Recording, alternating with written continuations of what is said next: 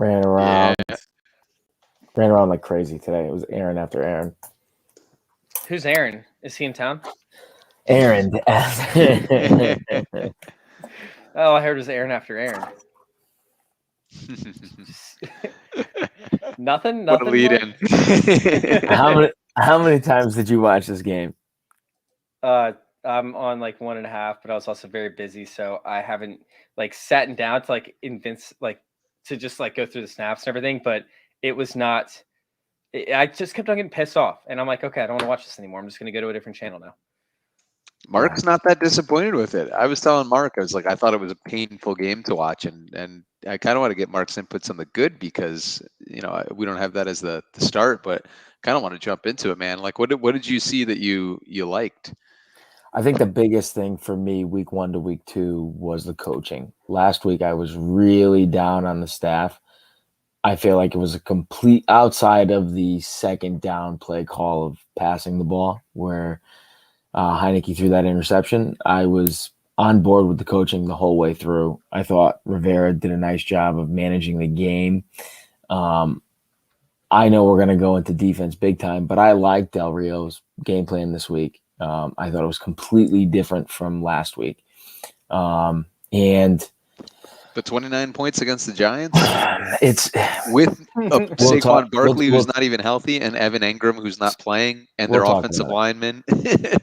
Barkley did shit. He had one run. That's my point, though. He's not 100% healthy. So if they could put up 29 on us with a not 100% Saquon Barkley. Barkley literally had 57 yards rushing, and 41 of them came on one carry. So Barkley was a non-factor that whole game. But that's the scary point. We'll continue this in a little bit, but no, the coaching was a lot better this game. What I saw was a lot better than this game, but it is execution. When Ron says execution, that is 100% the issue, and we'll dive into that.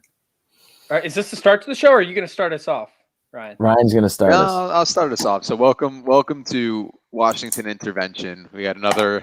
At least we're off of a win this week, man, because it was a struggle, and I'm glad we had a short week between a loss, but an ugly win, but a win at that. So I'm your host, Ryan, at What Gibbs FF. I'm here with Mark Krawczyk and Chase Vernon, my co-hosts for the show, and we're going to get into it a little bit. We're going to talk about the Giants game. It was an ugly one. We'll talk about the Bills game upcoming as well, but I do want to jump in back to the Giants game real quick because, and I do want to focus on the defense because I feel like it just continues to struggle. I mean, we had a lot of excuses when we were up against the Chargers, right? You're going up against Justin Herbert, you're going up against all the receivers that they have, and Mike Williams and Keenan Allen and Austin Eckler and a good run game. And, but the Giants without a healthy Saquon Barkley still. I mean, I know you're saying he only had 57 yards and he was a non-factor, but the reality is a healthy Saquon Barkley is one of the most dangerous players in the NFL on the ground game. And I feel like without Evan Engram, without Saquon Barkley giving up 29 points, that team, and Daniel Jones looking like a great quarterback like he always does against us, it still concerns me. So, Chase, I'm going to start with you, man. Why do you think the defense continues to struggle? It was unacceptable. 100%. Never should have happened. 29 points. The damn New York Giants. Are you kidding me? Get out of here with that. Now, to be honest with you guys, like it was execution. It had a big part to do with it. When we sit there and look at Chase Young, I mean, I believe he had a couple penalties, but he also had a bunch of mistakes too. Like his inability to pursue correct angles was a big part to this. I don't feel like he was fighting through blocks as well up until the second half. I mean, it just did not look like a Washington football team like defense that we saw from last year. And for Jack Del Rio to sit there and roll out what we think is a better roster with a lesser execution could actually come back to be like, hey, maybe Jack Del Rio needs to light a fire under their ass. And it's happened with almost every coach that he's been a part of, or every team that he's been a part of as a coach, is like they start to lose a fire, right? And then all of a sudden they just become average. And it's like, okay, so why does he get fired? Oh, yeah, because they start out great and they end up sucking. So as we sit there and we look at the play calling, which I was not a great fan of, sure, it was better than what it was week 1, but I mean, how Sterling Shepard was able to get open time and time again.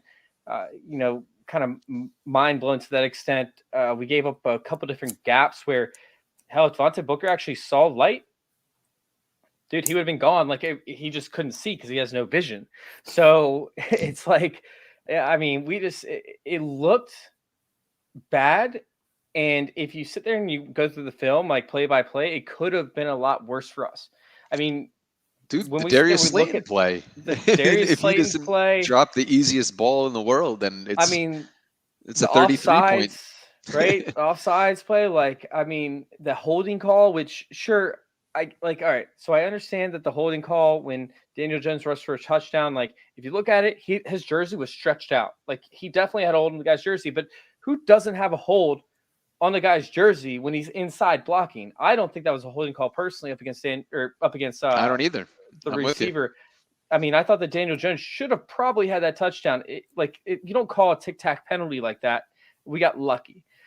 There were certain plays like the Chase Young thing, which maybe could have made up for it, where Chase Young fell on top of Daniel Jones on third down, and they got a first down on that one. So maybe that was a makeup call. Who knows? But that's just a penalty at the end of the day. That's the problem with the rules. That's a penalty. You can't fall on them, right? We've seen other teams get called on that, so that's not just a Washington football team thing. So I thought he twisted off to the side. I thought he actually hit with like one of his legs, and then his other leg actually hit between his legs, and his shoulder came off. He lifted up. So I don't think that was a penalty, to be honest with you. But like I said, I don't think the holding call was a penalty either. Anyways, point being is it should have been a lot worse for us than what it was. And we got away with a win this week that we probably should not have gotten away with. And it's kind of the opposite for the Washington football team, as we've seen in the past. Like it goes all the way back to the Texans, getting a pass interference call on, God, who was the white safety that we had, who ended up draping himself all over Andre Johnson. Reed Doherty. Reed Doughty. Yeah, Reed Doughty. Like, I mean, we go back probably farther than that as well, where we shouldn't have had penalties on us. They get called penalties, but it is what it is. We just didn't look good, and I think it was execution. I think it was play calling. I think it was a whole conundrum of things. I think there was not really a big fire lit under our ass, to be honest with you.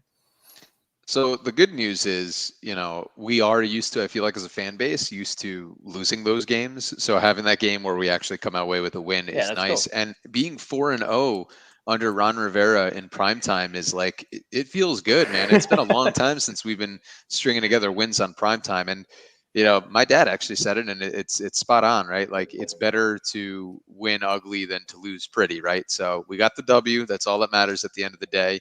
And, we just need to make sure that we kind of build on that, and we take that, hey, we got one good win. But, I want to ask Mark a quick question here, though, because with the defense, we talked a lot about Khaleke Hudson and how we felt that he was going to be someone who took that next step for this defense and helped out that secondary. And we felt like he could play a good role or play that kind of like Buffalo nickel that we talked about, or play some linebacker and help out in coverage. We've seen 0 snaps from Khaleke Hudson through the first 2 weeks. Any surprises there? Am I missing like an injury or something? Like, I'm just surprised that we haven't seen Khaleke Hudson. I know I'm not missing an injury, but it feels that way. He's been out there on specials, but yeah, I mean, we said at the beginning of the season when we looked at the depth chart, or when we looked at the final 53, when we were saying there's only going to be 4-5 linebackers on the roster. I mean, Khaleke Hudson's technically the 6th linebacker. Because we use Landon Collins, because we use Cam Curl, who's he going to play over?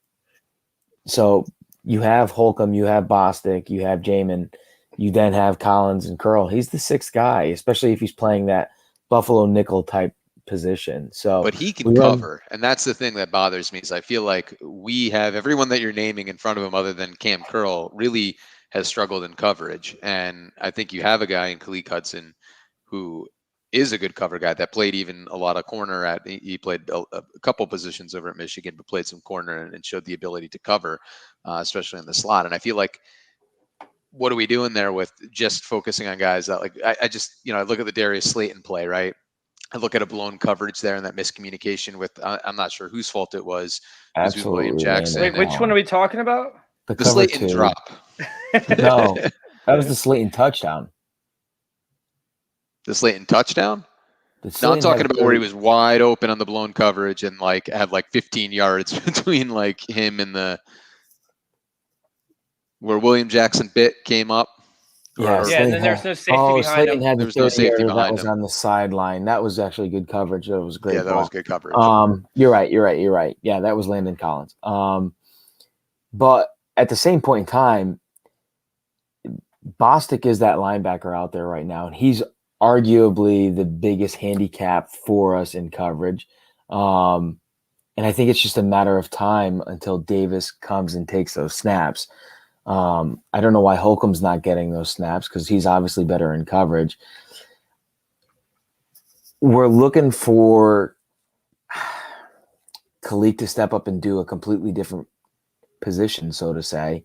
I don't see him he's not going to be able to go take those snaps from Bostic right now or Jamin Davis. You know what I mean? Because they're playing mostly base sets. They're not going out there. And even when they run that 5-1-5, Bostic is the one linebacker that's out there right now, which can't be going forward, but that's what it is right now. So maybe you see Hudson later in the season, but I just think they don't trust him, to maybe call the plays out. He's just not in that role yet where he's going to see the field. Do we unleash more of a Jamin Davis going forward? Because I feel like the snaps that he played, there was a big improvement from week one. And I think at this point, we need that athleticism on the field because I've seen too many times where Bostic just looks lost in coverage and it's concerning. I mean, I know I said it before, but we played 4 days after we played the Chargers. You can't go and add a ton of things into a game plan the following week in 4 days. That's You a have fair point. That's 2 a fair point. walkthroughs. So, I mean, going into this week is going to be a huge test because we basically had a short bye week, where we can go and implement other things. I didn't think we would see the amount of changes that we actually did this week. It was almost like they kept a lot of stuff close to the chest against the Chargers. And then we were a completely different team, I feel like. We ran that base nickel look the whole game against the Chargers and literally let them dictate everything they wanted to run. Whereas in this game, we went from that 4-3, the base nickel look, the 5-1-5. They showed a 3-4. They showed a ton of different looks. They actually stacked guys on the line to show an all-out blitz and then pulled. Like, it was just they were able to kind of dictate what they wanted to do on defense, whereas let the Giants control everything. Are we relying on the D-line for the pass rush too much? Yes. I mean, we blitzed a lot the other night. I'd like to see the actual statistics on the actual blitzes, but you had Fuller go on the corner blitz, which there's like 2 that I could point to though, and like the Fuller one is one. Yeah, where he got the sack. Yeah, the backers went a lot because even when they went in that 3, Holcomb went once. Yeah, they were in that 3 down look. It was like, oh God, like now it's 3rd and 13. We're in a 3-man front, and they're not sending anybody. And I was like, oh well, we just blitzed 2 other guys. So I think they did I think they did actually blitz more, and even going with that 5-man look. That 5-man look is. Nobody should be able to block all 5 of our defensive linemen. But they do. So we're 17th in. Let's see. We just? Oh, go ahead. Don't bring in week 1 in because week 1 there was nothing for play calling. I'm gonna have to look this up in a second through the advanced statistics over here on PFR, but we are down near the bottom in actual. If you're going through 2 weeks, I would agree with you, but I'd like to see the percentages of the blitz week 2. Yeah, we're actually not that bad. We're up there for the blitz percentage for the entire season, but that's only like 5 versus 6. So real quick, I do have a question that in my Facebook chat right now that's not showing up on the actual screen. It's from Kenny Guerrera. Wait, am I saying? God, I always mess up your name. I'm sorry, Kenny. Do any beat reporters ask Ron Rivera if he'll ever use Gibson in the passing game, given his college receiving experience? Do you guys watch post-game shows? Occasionally. Yep. Has anybody ever asked Ron Rivera why they don't use Kenny Gainwell in the passing game?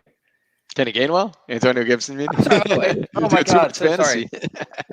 Dude, I've had a long day. I've had a very long I'm day. kidding. I'm busting your chops. No, Please do. It's I a couple deserve it. things. I think one, we look at Memphis's offense when he was in college, and they had a very talented running back room and not a very talented wide receiver group. And I think that is part of the reason they wanted to get more people in the field, was getting Gibson on, playing him at wide receiver. I think where he excelled was not as you're not looking at him like a Jerry Jeudy or someone who was like a great route runner in college. He did an exceptional job once the ball was in his hand and with those explosive plays.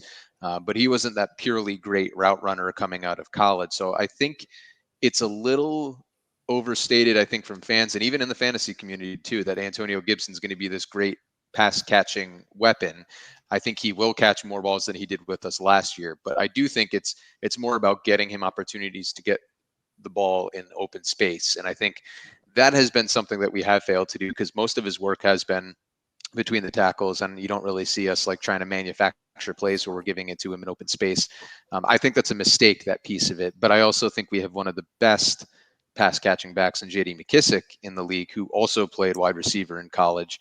And I think that, that's part of the reason why you see that. But I think that he's just, when you think of a guy coming out as a prospect that was a wide receiver playing running back, I think the perception is you have this polished route runner that's going to come in and just be this stud in the passing game. And I just don't think that's who he was in college and how he excelled. Again, I think he's got good hands. I think he, like I said, once he's got the ball in his hands, he's an explosive player. And if you get him in open space, great. But I just don't think he's as mature of a route runner as someone like a JD McKissick is. I haven't focused too much on his pass blocking, but I feel like last year that was something that the staff didn't trust, because they wanted to, go with that reliability of JD McKissick. So I'm comfortable when we go into those like 2-minute drills when McKissick's in over Gibson at the moment, until we can start to see that develop more. But I don't think we were looking at this polished like route running back prospect coming out of college. And I think that's a big part of it. Couldn't agree more. Good question. So let's go ahead and transition to offense then, right?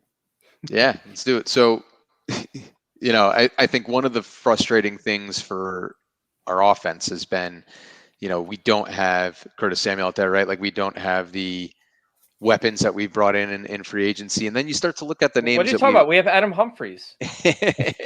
And Humphries is who we thought he was, right? Like, it's not a surprise, but I think one of the things that, Coach Rivera did say was, hey, the first few games, it's a learning experience for the players, but it's a learning experience for the coaches as well, right? Like, they're knocking some of the rust off too. And with Samuel out, we've seen Washington throughout the first 2 games really put a lot on rookie Dyami Brown. I mean, he's got 93% and 87% snap rates over the first 2 games. So, Chase, I'm going to kick it over to you, man. Is the staff relying too heavily on Dyami Brown right now? Yeah, I think they are. I mean, I feel like Cam Sims should have a role in this offense. He was successful in it last year. I don't understand why they're not using Cam Sims more often. I mean, yeah, sure, Dyami Brown's the more, I guess, the more talented athlete on the field. However, Cam Sims knows the system. He knows the offense, and he's a veteran. And guess what? Like, we can take advantage of some of the veteran moves that he might have to his repertoire. There's a reason why Dyami Brown was the 3rd-round pick. And when you're sitting there running wind sprints over and over and over again, as they're using Dyami Brown to do, you just can't do that to a player. Like, he's going to wear down without even having an opportunity to get yards after the catch, to get the ball in his hands. Like, he's made some great plays, and I like Dyami Brown. I don't hate on Dyami Brown. It's more of like a shtick, I guess, when it comes to me, like, insult him for his body catches. But on a serious note, you can't have a rookie 3rd-round pick out there just literally running wind sprints, not getting open, without having some sort of other option on the offense, in the receiving game, on the outside, who can make play. And I think the Cam Sims should at least be splitting snaps, like at least get 20, 30, 40% of the snaps to split, with Dyami Brown. Just give him a break. Like, give him a little bit more of a rest. 10 snaps in 2 games, man. That's right. ridiculous. Like, that's not a lot. And not for nothing, Heinicke has, obviously it's only his 3rd game, but he does have a history with Cam Sims. He did play with Cam Sims last year, and they actually played well together. So get him on the field. Absolutely, he needs to play more. And this is Heinicke trying to throw. Like, this is about as far as he can throw it, like with this motion. Like, there's no way you can throw it deep to De'Ami Brown, and he's not a polished enough route runner in order to accomplish what they wanted to accomplish on the outside. And it just doesn't make any sense to me. There's a lot of things that don't make deep, sense. But it's more of that, like, it's that rainbow ball, right? Like, it's not like this, like, he threw beautiful, like, laser, ball. like, when Fitzpatrick was in there, he took a couple shots and they weren't, right on target the first game, but like you saw the arm strength there, right? You saw the zip on the ball. Taylor Heinicke, that's the one thing to me that like he really doesn't have. And to your point, like when Cam Sims played with Heinicke last year in the playoffs, right? Like he had 13 targets. He went 7 for 104. He, against the Eagles, the game before that with Heinicke, went 5 for 43. He had another game last year against Pittsburgh where he went 5 for 92. And against the Giants, went 3 for 110, right? Like he ate against the Giants. So it's surprising to me that we're relying so heavily on a rookie so early on. And Chase, you made the point about his hands, but like those contested catches, we haven't seen De'Ami Brown coming down with them, right? Like there's instances where it's hitting his hands and he's getting tackled like right away, and there's contact and he's not coming down with the ball. So something that I thought was probably not that big of an issue with De'Ami Brown. I just think it's a little bit of us asking him to do a little too much right now. Right. I do want to interrupt real quick. There is a difference between a lob and a rainbow ball. Okay. Like we saw Tom Brady throw a beautiful rainbow ball this past weekend. And he's throwing lobs. Those are completely two different things. Yeah. It's borderline ducks, and it's going to be very dangerous. That's the one thing that's making me nervous about him right now. It is. He had about 10 of those rainbow balls. They're lob balls. We'll call them alley-oops because they're not rainbows. Like he's not dropping them into a bucket. He's that ball to Ricky Seals-Jones is nice. Oh, that was beautiful. That was beautiful. What I like is he's not afraid to take the shot. So when we talk about like that it factor, like Kirk Cousins was a much better quarterback, right? When he played, and I know that the Washington fans are going to hate hearing that, but he was a better quarterback, but he didn't have that it factor, right? It was more mechanical of an offense. He wasn't going off script like a Taylor Heinicke does. It's a totally different animal. So I think we actually finally have that quarterback that has the quote unquote it clutch factor that Kirk didn't have except against Tampa Bay. Now it's going to be. I don't even know why you mentioned him, right? I know. I can't help it. It's just, it is what it is. All right. So when are we going to get to the offensive line? Because that's what I'm really excited to talk about. Hit it. Go right into it, man. I mean, all right. What do you want to talk about?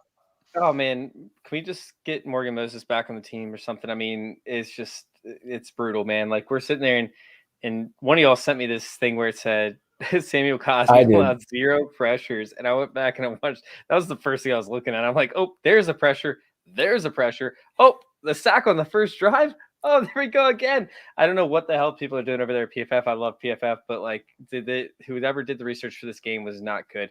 They made comments, and they did mention, because we had a couple of fans that had reached out that had made comments on different posts, and one of the commentators for Washington PFF did mention.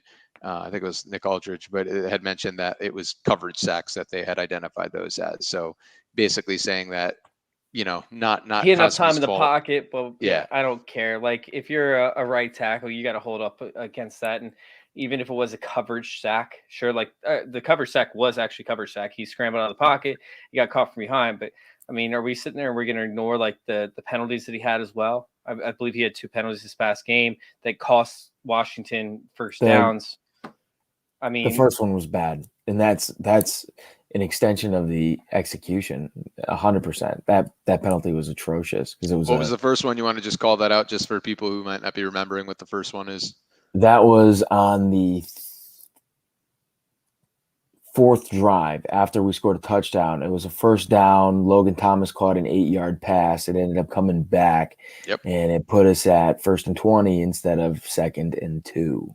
And it was ultimately ended up. Yeah. No, actually, that wasn't holding. That was not holding. That penalty was the unnecessary roughness when he made contact with the cornerback with his head. That's right. I don't know how you want to tackle to block a cornerback, You can't chop block him. You can't hit him on the head with your head.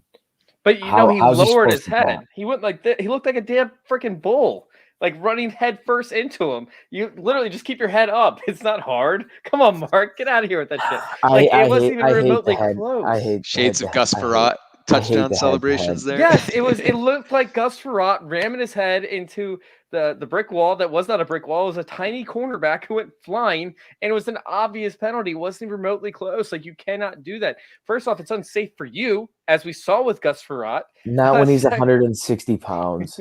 Okay, yeah, you're right. The cornerback, by the way, you're completely right. But still, it's dangerous. It's a dangerous play, and he can't do it. Like I don't even know why he did it because he didn't have to do it. All he had to do was get a little bit low and push him with the chest. I mean, literally, the guy could have pushed him with one hand and then gone on to the next block, and it would have been fine. But no, yes, it was a bad penalty. I agree with you, Chase. like I mean, but I believe he had a holding later on in the game as well. I'd have to go back He did. and look at And that. it was a necessary hold. I think it was Lorenzo or Lorenzo Carter, maybe. Is that It was either that or Aziz Olujari. It was one of the two, and he was coming around the edge, and he got beat immediately. Like it Yeah. would have been a sack no matter what happened because Heinicke probably wouldn't have seen him coming because he was too busy looking upfield, which is great, by the way. But I mean, it's something I swear, like, dude, like he's eventually going to cost us a game, which could have happened this past game, or he's going to end up getting our quarterback killed because he's not quick enough with his feet. And it looks like he's literally in la la land off the snap. It literally looks like he's like, oh, I forgot to take my Adderall today. I'm going to watch the clouds. Oh, shit, the ball is snapped. Oh, I'm supposed to block that guy. Oh, I did not block that guy. Patience, I mean, that's what it looks like.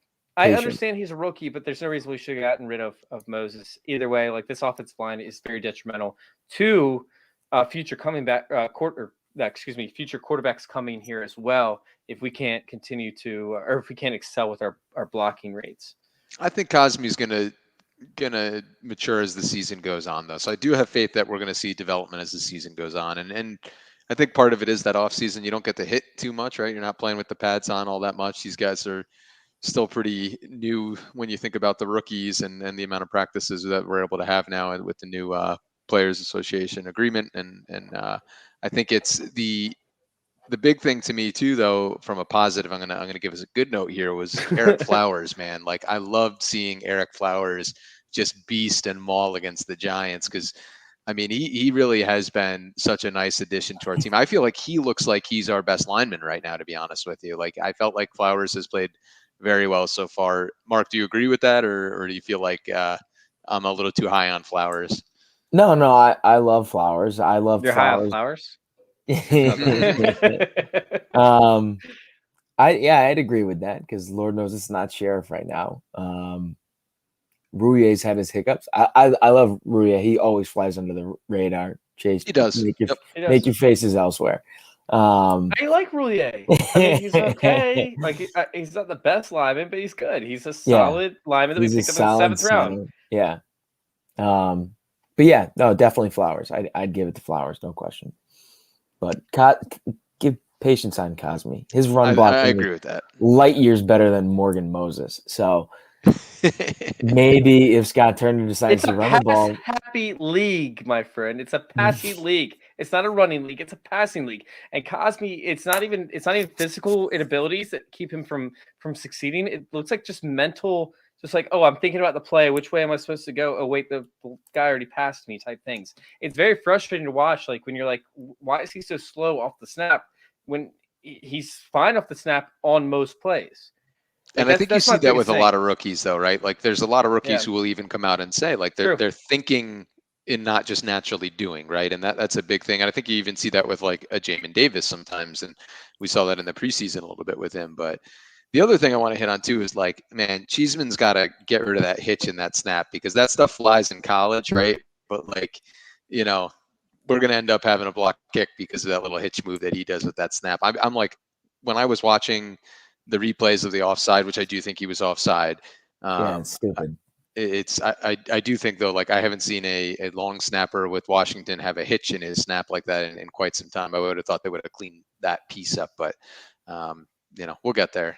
again, these are young cats that are going to grow with us. Maybe they want it. Yeah. I don't know. I'm just throwing that out there. I actually haven't even noticed the hitch in the snap, to be honest. Watch this replays now.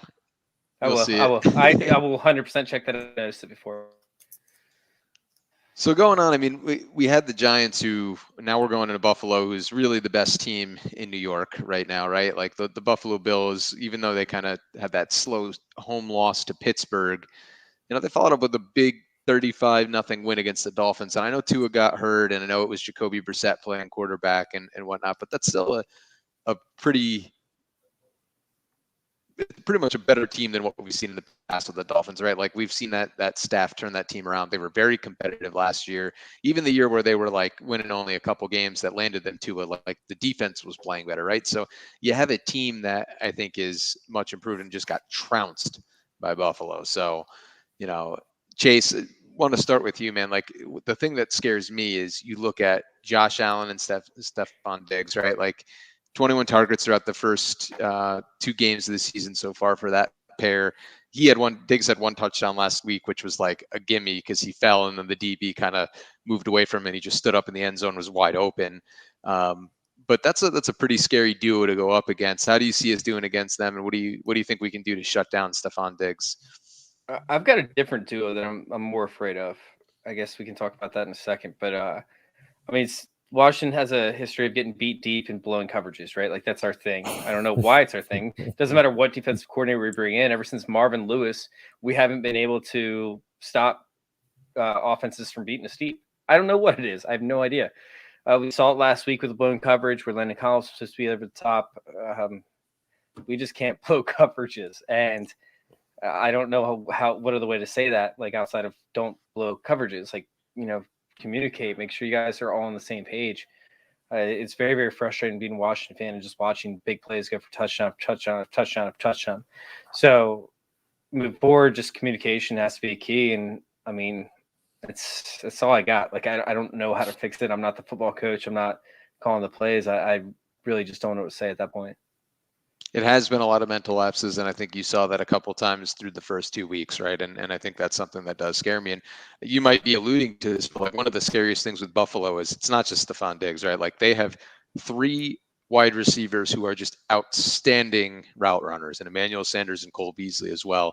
Beasley may be one of the best slot receivers in the game. I know everyone likes to joke about like the COVID stuff going on with him, but he's still a very talented slot receiver in the NFL. And Emmanuel Sanders just always flies under the radar. I don't know why teams like he never makes big money in free agency. He always seems to be a good like low price grab that people don't go after, and he's always a bargain every single year, whether it's the Saints or the Broncos or here in Buffalo. He tends to be that bargain receiver, and I feel like when I look at how good of route runners they are and how they are quick, they might not all be the fastest, but they're quick. I think that gives a little bit of trouble to longer press covered corners like a William Jackson and a Benjamin St-Juste. So I'm curious to see how we match up against them. I think Fuller's going to do a decent job on Beasley and probably plays a lot in the slot, but those other guys are giving me a lot of anxiety. I mean, personally, I think it's the opposite. Fuller's the one that's giving me the most anxiety. He's been getting torched. He has left been and right. So I'm giving him the benefit of the doubt of like I've seen a lot of good Kendall Fuller, right? So I'm hoping that this is just something going on there and we just clean that up. But I feel like Kendall Fuller has been a very reliable player, whether it's for us or the Chiefs or us before the Chiefs, before we got rid of him in the Alex Smith trade. But I have faith in Fuller to be able to turn it around. Chase, you're on mute. Oh, thank you. No, so what I'm actually interested in is Gabriel Davis, because Gabriel Davis, I've never seen a quarterback target a wide receiver that's covered more often than I've seen Josh Allen target Gabriel Davis. I'm sorry, a wide receiver who doesn't catch contested catches or contested balls as much as I see Josh Allen target Gabriel Davis. So Gabriel Davis does not have to be open in order to get the balls. Meanwhile, I think they're going to line up against Benjamin St-Juste, and I want to see an interception. I need to see a turnover from this defense because we're not getting enough of them. Like we're not forcing turnovers like we did last year. We're not I was getting just gonna seizing say. those opportunities. And so Last year was what kind of vaulted us to that elite defense. Whenever we needed a big play, you had Chase Young coming up with a strip sack. You had, guys getting interceptions. We haven't turned the ball. We haven't gotten the positive side of the turnover ratio in this season at all. I need to see those turnovers this year. I need to see them because they have not been there. And this could be the perfect opportunity because Josh Allen has not been accurate. He's been overthrowing. He's been underthrowing. It just has not looked good for Josh Allen. I mean, who knows what's going to happen, but that's definitely he'll get accurate against us now. Yeah, it's very possible. Yeah. I mean, it's tough to say I trust this defense and I know, we're going to go in there into Buffalo and shut them down. But we haven't seen anything that resembles anything that's going to shut anyone down. The good thing is Buffalo's rushing attack is pretty much non-existent. So you can hopefully go in and say, okay, it's going to be on the front four. Hopefully, if we have to go to that 5-man look, we have to get after the quarterback, and you have to keep contained on the quarterback because Daniel Jones, if I'm Josh Allen watching that game last week, I'm saying, please, can we add that zone read and just run around the defensive ends for the Redskins because football team, because that was killer for us last week. But it's all in the secondary this week. Landon Collins, John Bostic. That's it. I'll tell you where else it is, though. It's on that offensive line.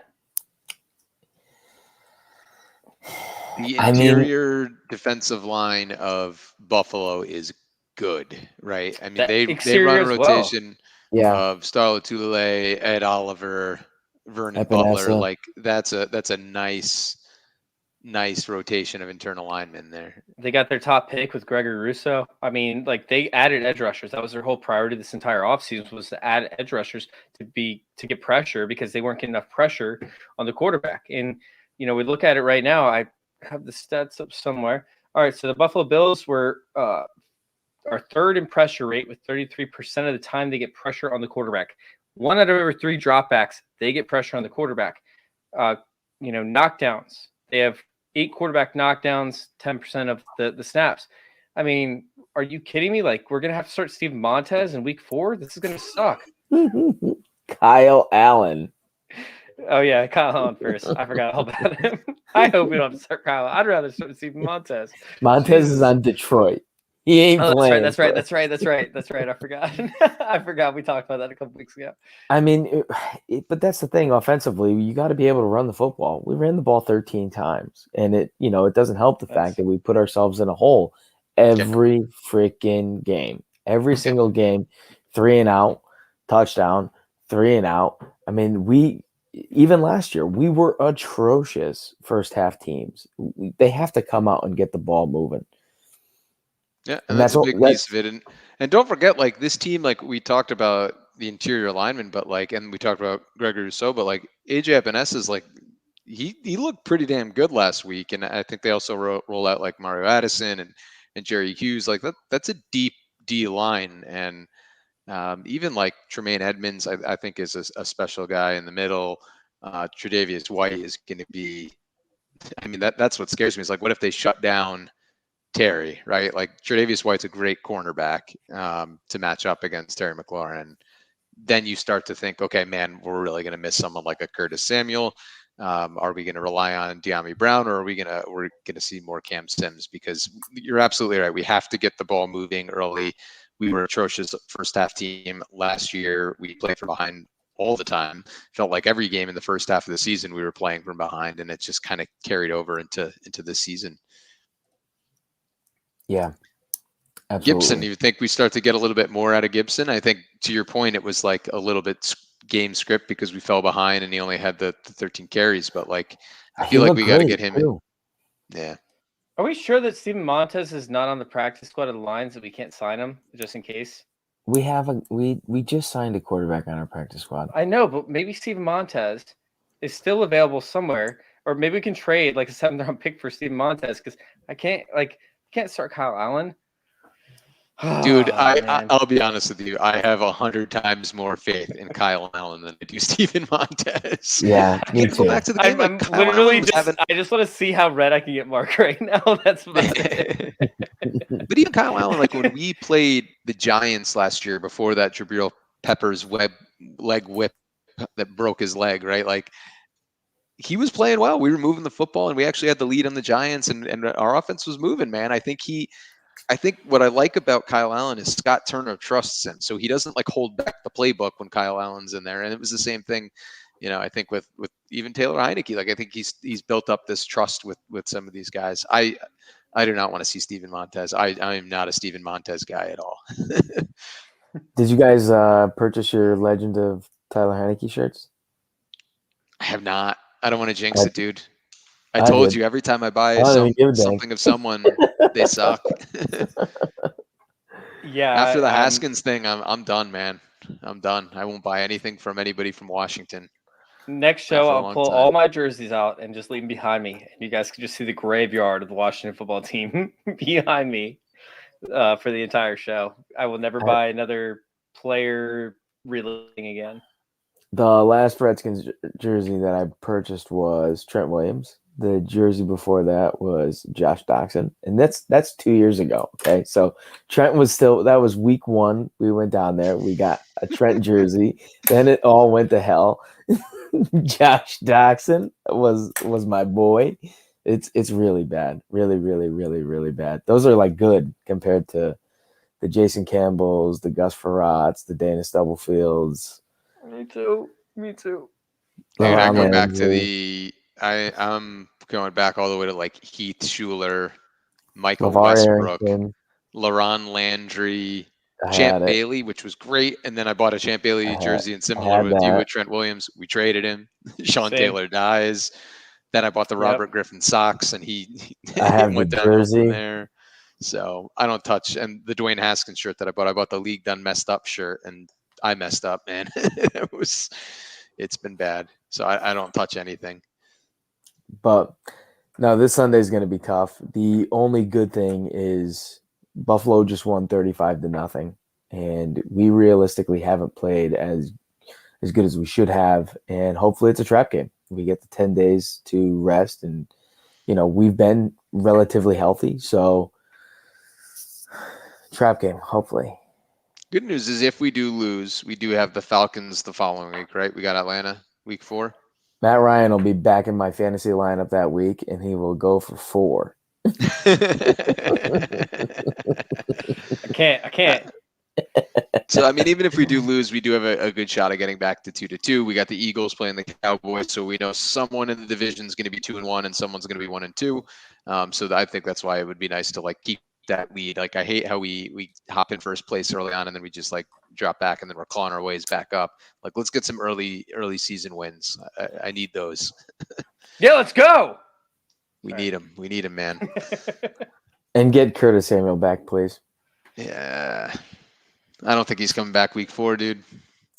I think there's a potential because we still have the open roster spot right now. We're still at 52. Yeah, we're still waiting on that Ron Rivera. Like you'll have something to write about, quote about that open roster spot. So 52. We're still waiting, man. Maybe it is Kuechly. Oh God, that'd be amazing. But so quick roundtable. What do you think, Bills Washington football team this weekend? I'll start with you, Mark. What do you think can score? I think we cover the spread. Think we cover the spread? Are we winning? I don't think so. Curious I'm to not see that where Chase is going here.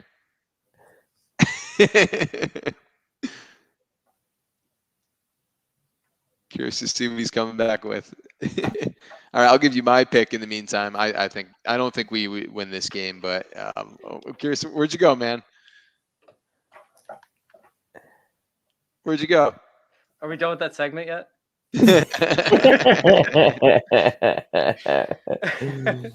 No, Ryan's giving his prediction right now. Oh, I don't think we're winning, man. No, I don't either. It's gonna be tough. Means we're gonna end up winning. There's a chance. So Josh has been good. He's been actually very, very terrible so far with his accuracy. We talked about it briefly. I don't think that Josh Allen is necessarily a gigantic threat, but game to get back on track. It's up against Washington, who's played very poorly. I'm more scared about the Bills defense than I am about Josh Allen, to be honest with you. Like, I mean, this Bills defense has gotten after it the first couple weeks and it's kept them in games, so I'm more afraid about that. That's why I don't see us winning. However, if Heinicke can escape the pocket, if he has 50, 60 rushing yards, it extends plays, is able to get us first downs and continue the drives, I think that's where we win, because I think we're going to try and grind up this clock. I think we're going to try and produce that high level, but keep in mind the Bills have actually been good up against the running back as well. I just don't see how our offense is able to keep up with the Bills unless Josh Allen is really just what we've seen over the past, 2 weeks. Do we just air it out when we have Heinicke playing though? Because he has the most completions in NFL history for the first 3 starts of his career. He has 93 completions in his first 3 starts. That's a recipe for disaster. Did he throw 61 times? If Heinicke airs it out successfully, it's gonna have to be Adam Humphries. Adam Humphries has to play at an all-star level because that's where the Bills struggle, is up against the slot position. Teron Johnson, he struggles time and time again. He can't keep up with these quicker guys. That's what Adam Humphries offers. I don't like Adam Humphries. I don't think he's going to be able to do it. But if we are able to succeed, it's because he's using the slot and extending plays. And Terry McLaurin is able to have time to get open up against one of the best cornerbacks in the league, up against quick twitch guys in Tre'Davious White. White scares me. I think because of that, I actually think Logan Thomas becomes one of the keys to this week's win. Logan Thomas too. Yeah, we need Logan Thomas. How nice was it just to see Terry getting target after target after target after? It was a beautiful thing the other night. I mean, I sat him in fantasy, so I didn't love that. You always seem to have the right call. Yeah. The week before you had a bad one too. Amari Cooper on the bench. I mean, I have like 10 really good receivers, so someone's going to blow up on my bench every week. And I'm going to be sitting Julio Jones, Terry McLaurin, Allen Robinson, Amari Cooper, DJ Moore. Like 2 of those 5 are going to play because I'm not sitting AJ Brown, I'm not sitting Calvin Ridley and those guys. So Keenan Allen. So it's the way it's going to be, man. I just each week I'm going to make a call that's not correct, and it is what it is. That's just about having that depth, which I'm okay with. So. All right, gang. Well, let's do a quick wrap up roundtable show. Everyone, tell everyone where they can find you. Mark, I'll start with you. We'll hit over to Chase, who's on mute right now. But I think we lost. I think we may have lost Chase. We may have lost that. Oh, okay. He's back. He's back. Go ahead, Mark. You hit us. Start us off now. You guys can find me on Twitter at Mark Crow. Have a lovely evening, guys. Chase. Hey, I'm Chase. I don't know if you guys missed me or not. But anyways, now y'all can go check out all our stuff on fantasyintervention.com. Once again, it's fantasyintervention.com. You guys can go find all of our stuff at youtube.com/fantasyintervention in terms of our content. You guys can also go check me out over there on Twitter at joinerscircle_ and FF_intervention. Make sure you guys go give us a follow over there, of course, on joinerscircle_. We will be transitioning over on YouTube to get our brand new Washington football team show up and rolling. However, we will be keeping the show going on Twitter. So if you guys are interested in following the show as we transition over, maybe you might miss an episode to figure out where we will transition over to. Make sure you guys go follow us on Twitter for that reason. But yeah, we're going to be figuring out the YouTube here very, very shortly. Yeah, and then come find me on Twitter at WhatGibbsFF. Definitely love connecting with all of you guys and getting some good questions leading up to the show so we can kind of answer some of your questions before or taking them live. So definitely come find us over on Twitter. We love interacting with you guys, and we'll go from there. So really appreciate everyone listening tonight, and we'll catch you next week, hopefully with the win against the Buffalo Bills. Woo!